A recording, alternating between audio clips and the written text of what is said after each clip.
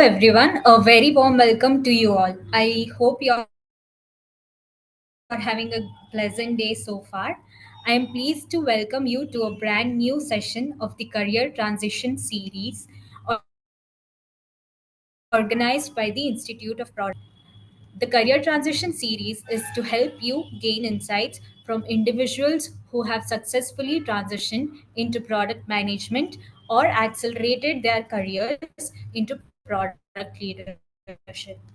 Before I start today's insightful session, let me give you a quick introduction to the Institute. The Institute of Product Leadership is Asia's first business school providing accredited degree programs and certification courses in product management, strategy, and leadership. The Institute has built and developed a community of over 4,000 plus successful alumni leading the product, data, and design teams across the world. We are also knowledge partners for 250 plus organizations worldwide. You can find out more about the Institute and the programs offered on our website. In today's session, our speaker will share his professional journey and how he accelerated his career to becoming a product leader. Once our speaker for today presents his insights, we'll open up for questions. Please keep your questions ready. You can post your questions on Zoom in the Q&A section. The session is also being streamed live on LinkedIn and YouTube. So, viewers from these platforms, please feel free to post your questions in the comment sections and we will share it with the speaker. All right, then, let me kickstart the session by welcoming and introducing today's speaker, Mr. Aravind Sastry. Arvind brings over 14 years of experience covering everything from creating new products to supporting them long term. Arvind's career is impressive not just because of his skills, but also because he co founded a successful B2B SaaS startup. He built a small team of five and worked with eight large customers, showing his talent for leadership and innovation.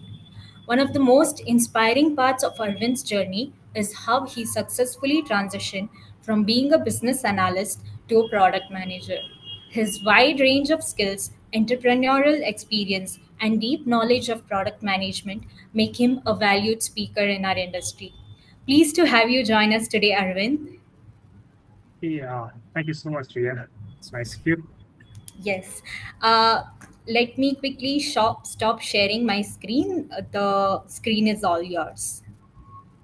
All right, hello everybody. Just give me a moment while I share the screen. All right. Ria, can you confirm if it is my screen right now? Um, Arvind, there is a window Yeah, open, I think, on your Zoom.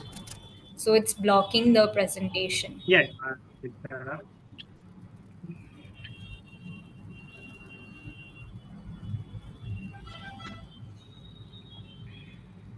Okay, I hope that's all sorted now, right? Um, Can you see my screen now? yes, now it's perfect. Right. All right. So hello everybody. So a quick intro about me. So I have about 14 years of experience because I have 14 years of experience and a good 5 years into product management in a corporate, if I may put it that way, and about 3 years in running my own startup where I was a co-founder. I was also a product manager, literally, and I have a good 5 years experience in working as a product owner or a business analyst, right, in larger and slightly medium-sized companies. And I'm not a proper software, engineering degree holder. I'm a mechanical engineer in an IT company right now, and I've done my MBA or PGDM in marketing and data analytics. So that's a quick about me here. Now, let me just give you a little more detail about my transitions. I know there are a lot of them. So I started my journey in 2009, where a couple of years in non-IT, background. I was a manager in managing installations and many other things. And then I moved into a company called Featherlight, which you've probably heard of, which is a furniture manufacturing company. And I was a product owner there. And a few, months in the company, I figured out, ways to automate their processes and bring in a software product, or we built a product there along with my friends and so on. And since we built a product to improve their processes, and it really worked well, and they're still using the application, I thought, hey, we have a software and we know that we have a customer. Why don't we really give this software to other customers that are alike? And that's when we started our own company, Untangle Innovations, and I was a co-founder there. 4 years in the journey, we were able to really sustain ourselves. We were able to get revenues. We were able to get a few customers. But one thing that I didn't realize at that point was the market was not big enough, right? The industry was not big enough. The product was there and people were using it, but is it really scalable? It wasn't, right? That's when we thought, hey, we should really do something big. And if it's really small, it's not worth doing, is something that I realized at that point. And it's not really about building, it's really about knowing what to build. That's more important, right? So I thought I had to learn and upskill myself a lot more. And that's when I did my MBA. And then I tried hard to get into product management or such roles which are close to my business or close to running a business. But I really found it very hard to really even get interviews for product management, or even get calls, or anything similar as well, right? So I had to really settle for a senior business analyst role in a company by name Apteam, which is also into ERP and CRM. A couple of years in that role, I really felt, hey, this is not for me. This is really limited. Maybe I'll talk a lot more about what I felt as a BA role in the next slide. But in a couple of years, I was really done with it, and I really wanted to move into product management. And that's when I heard a lot from my peers about product management, even from my managers from US who were product managers, and I was a business analyst under them. So they told me, hey, why don't you try out IPL and their product management program? So that's when I came into IPL, and I learned a lot from there. And I was able to really transition into product management role as a product lead at OSG Analytics. And from there on, I was able to transition as a product manager, and then as a senior product manager now at Indusface. So this is my quick 14-year journey. And maybe I'll dig a little more into my transition from business analyst to product management role, because I believe the audience today is mostly interested in that part of the story, or that's what they want to do in their life as well. So, I'd like to probably take you down the memory lane, right? Where I'd like to share what I really felt as a business analyst, and what I really thought product management would give me at that point, right? So the first thing that I thought, or the first reason why I thought, I'm done with this BA role, or I was frustrated, was because I kind of lost a sense of purpose, because I wasn't really getting a full view about why we're building a particular feature, or why are we taking this over something else that could be built. How are we really picking these things, right? I didn't really have that full vision as a business analyst.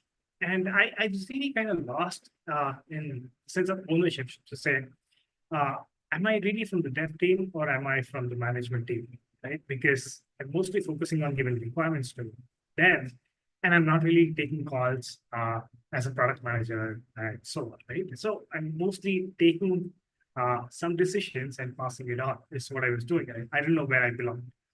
And the one I felt was kind of monotonous, because they're mostly forced, or what's expected of this role is mostly documenting the requirements, right? It's making sure that you get all the requirements as much as you can, make sure it's all documented and passed on to development, right? That's what you're expected to do.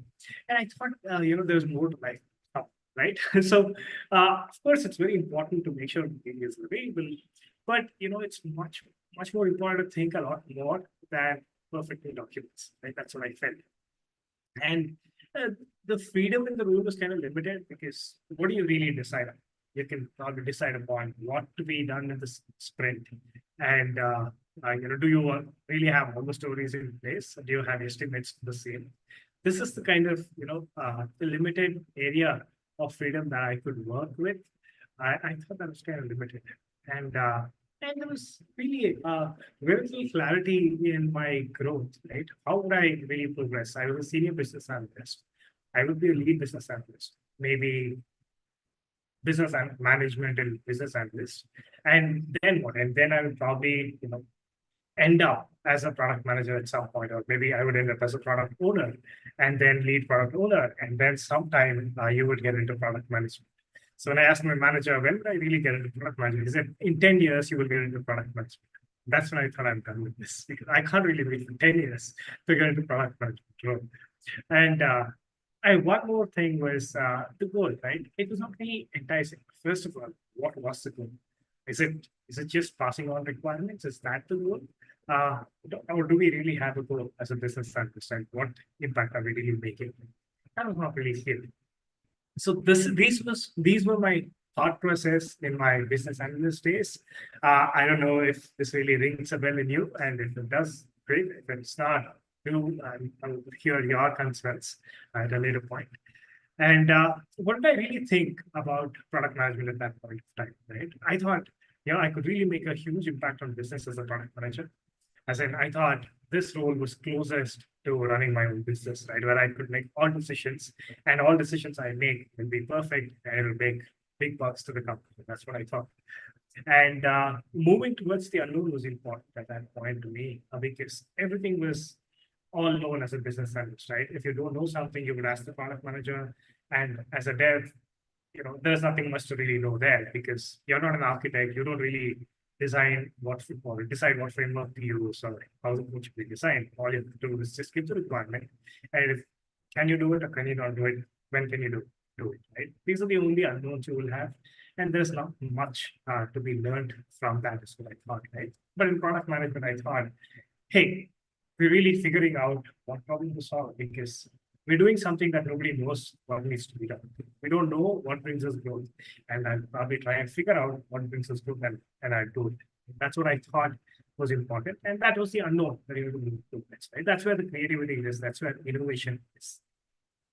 And almost at the end, so I would be able to make, simply I would be able to decide what users want by simply looking at product usage is what I thought. For example, where people are going in Facebook and what kind of users are there. What ads to add, how to make revenues. I thought all data would be available in the product to say how users are using your product. That's what I thought. And that's not the reality, right? We can talk about the reality later, but this is what I thought. And I thought, as a product manager, the only goal or a simplest thing is to increase the user base of your product. Right? If you have a lot of users, you have a lot of money in your product. This is what I thought. And that's more naive to think that way. Right? That's what I was thinking at that point. We can think about what is the reality here for this. This is the summary. And I kind of want to share, before I get into what product management really is, I'd like to share how is the time spent as a product manager versus how we spend time as a business analyst. Right? As a business analyst in your daily life, or maybe in a month, in a week, most of your time is spent in creating PRDs and making mock-ups or creating stories on Jira, right? Or making sure the sprint, you are going to sprint, you handle the sprint. The funny part about sprint is that you are the Scrum Master and you ask the update or take the update, and then they say there's some challenge and you are not in a position to solve it because you're not the architect, there's somebody else who's going to help. So there's very little value that you actually add, something that I realized as well. And you spend some time in support tickets and you do some UAT and so, right? This is mostly what you focus on, and the focus was more internal, if I may put it that way, right? Comparing that with my role right now as a senior product manager, I more or less have the same set of activities to be done, but I spend, half or less than half the time in my week or a month doing the same things. Right? First off, there is very, very little, sprint call kind of stuff. You're not really working with dev a lot in the sense you don't decide what dev works on, unless you simply work on the product roadmap to say what needs to be done and what is the priority of doing things in this quarter. Right? That's the kind of involvement you will have with dev. Apart from that, of course, there's a lot more work to be done on the support tickets end because there are a lot of questions that come up. You may be noticing it right now. There could be a lot of product related questions in terms of, it's not about what button, when you click on some button, when you click on one drop down, where does it go? It's not really about the product, but really about what the user really needs, right? So those things you need to attend to a lot more as a product manager, and you need to get a lot more user centric. And the most important few things are knowing what the competitors are doing. Having a clear vision about where the industry is moving becomes all the more important as a product manager. And we were thinking about having data for making decisions, right? And the reality, at least in my cases as well, in many other cases as well, is that you will not probably have all the dashboards built in, all the data available to you. You'll probably have a product and you will have a database for it where all the data is actually being dumped by the product, obviously, right? By the application users. And you'll have to figure out ways to really create dashboard from that data, right? You'll have to use multiple tools to create dashboards, and you need to decide on what metrics of the product, of this data really make sense. And what metrics should you really improve? Should you really focus on? Those things become very important. And it's not just about identifying these metrics, knowing what your North Star metric. It's also about how do you really improve them, right? And there could be various channels from which you can improve these metrics, for example. It could be in-product notifications or guiding the user in product tours, or it could be through your customer success teams, or it could be your pre-sales or your support.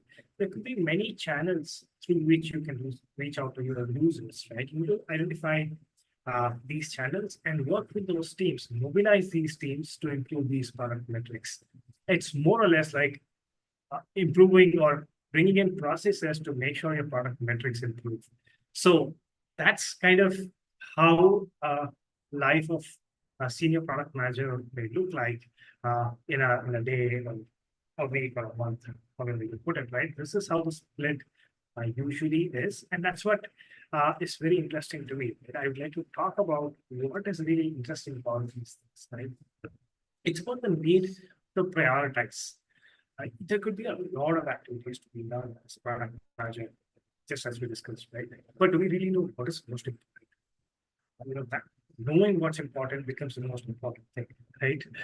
Because you can't really focus on all activities. You'll have to figure out which metrics make sense, improving which metrics makes the most sense to your product, and work on those, right? And being thoroughly user-centric becomes important. As probably a business analyst, we may not be as much user-centric as we should be. And as a product manager, you really realize why the user is taking some action in the product, or we should really be tuned to understand why the user is coming some, right? If you're probably building a given feature, you should understand what should the user really know before he can use this application, right? Before he can click on a particular button, add a particular whatever, right?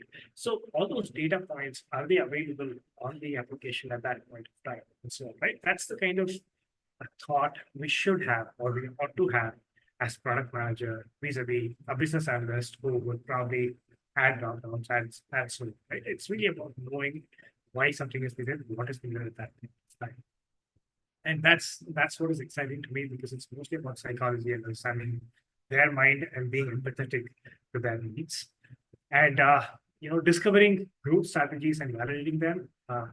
There could be, it's not really one thing that we have to realize is that it's not really about increasing your user base always.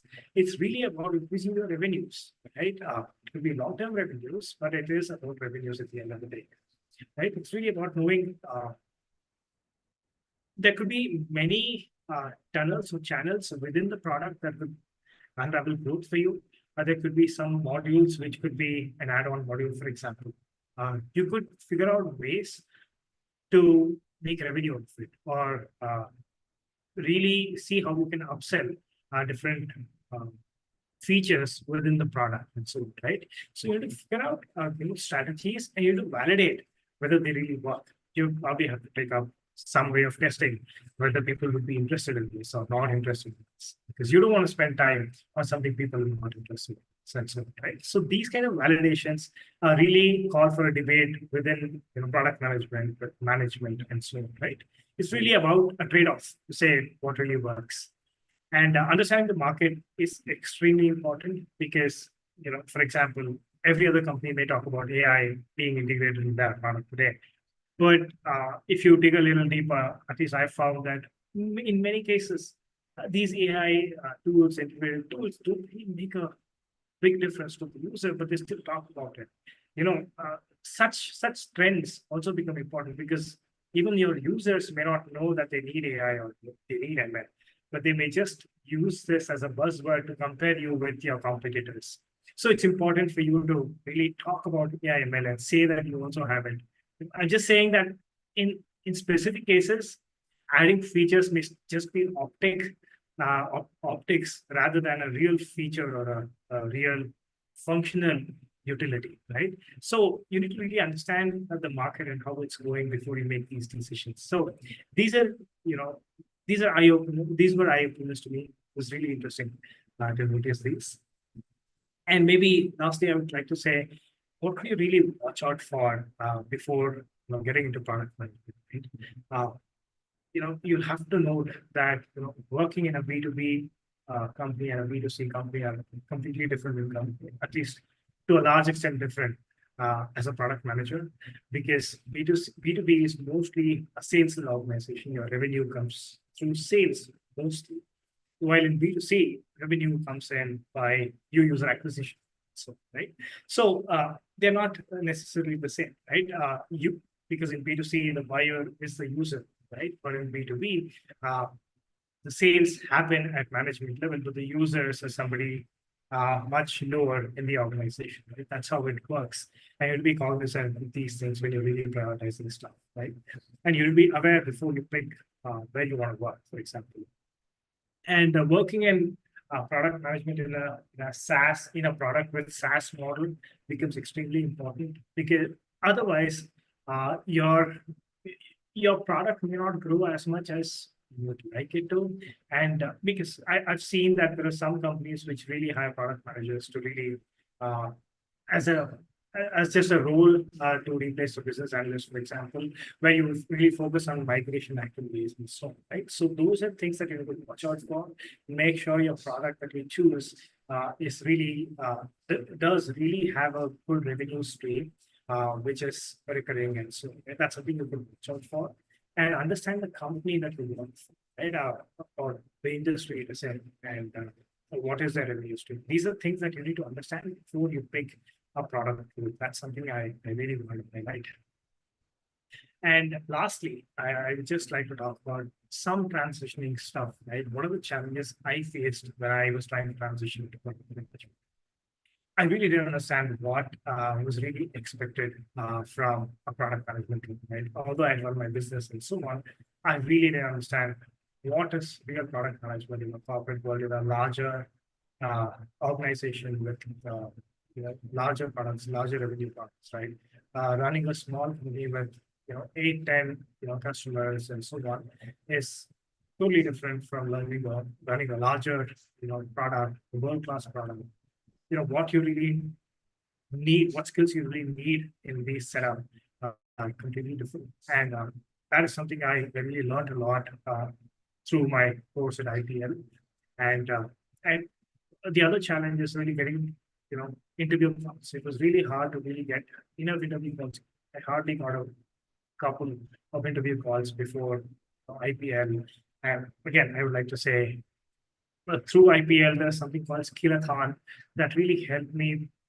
I'll talk about Skillathon maybe a couple of minutes later.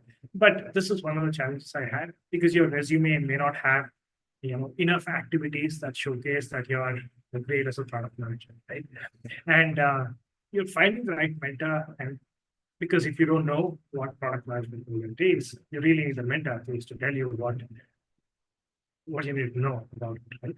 Finding one and being in touch may be easy for you, may be difficult. At least for me, it was a little challenging to do that. So I'd like to talk about how IPL helped me in these. First off, the community, right? Helping. So the career when I really completed my IPL course, through the course, I was able to really look at my experience differently. Uh, Although I've even as a business analyst, right? For example, you may be doing a lot of things, but you may not be questioning your product management enough to say why you're building something. There's a lot of opportunity uh, to learn as a business analyst, but you may not be leveraging these opportunities because you don't know what it really takes, right? But getting that perspective to say, hey, what do you really need as a product manager? Why are we really building this feature? Getting that perspective is very important.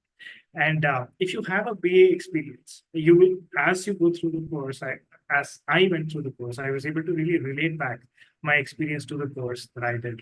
We really understand your own experience differently, and you'll be able to position yourself better as a product manager. That's something I really learned. And uh, I only feel that had I done my program much earlier, my BA role would have been more fulfilling.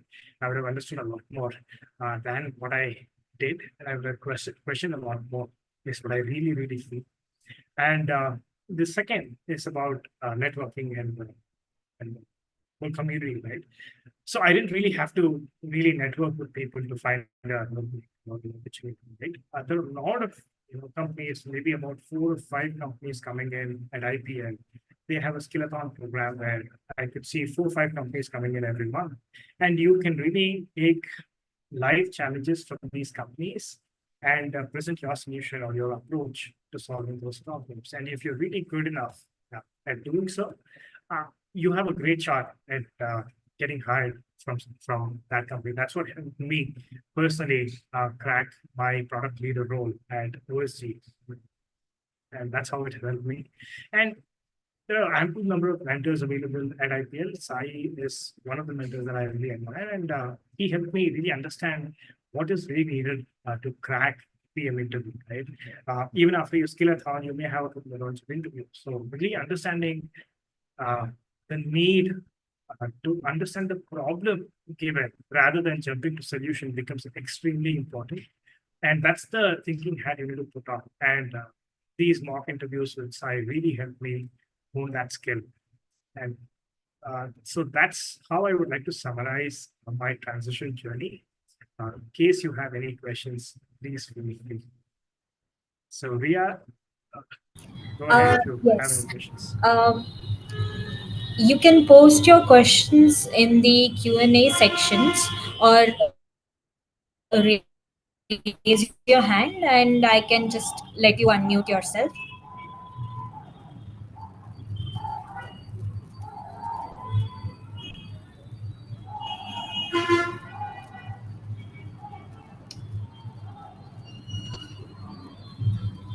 I think you've answered all their queries and doubts in your presentation itself. I think everything is clear for them now. Uh, so, That's great. assuming that it is, let's move on. All Um, right. You want to share your screen and yes, share something? Yeah, go ahead.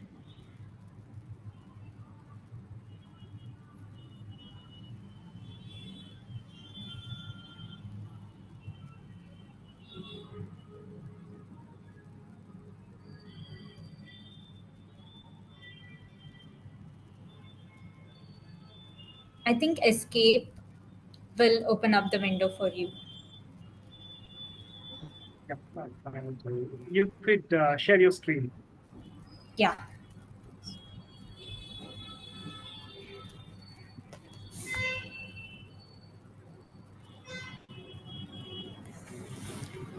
I hope my screen is visible.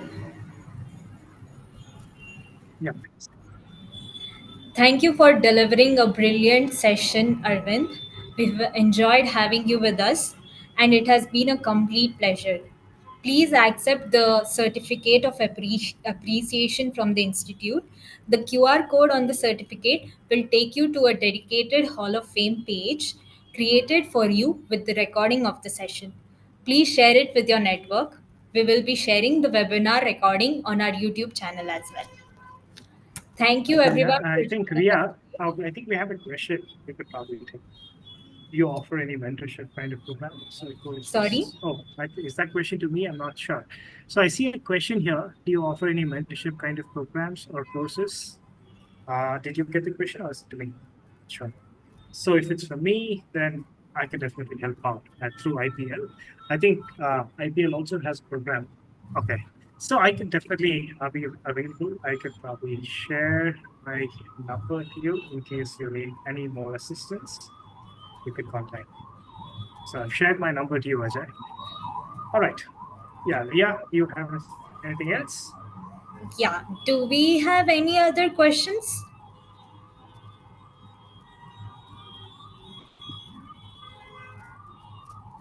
I think we are good to go. Sure. Thank Yeah. you, Leah. Thank you, Thank you everybody. so much, Arvind, once again for joining us today. It was a very insightful session. I'm sure you've addressed all their questions and queries. That's why I think they have no other doubt anymore. So, thank you for joining us. Great. Thank you, everyone, once Thank you. again. Bye. Yeah, bye.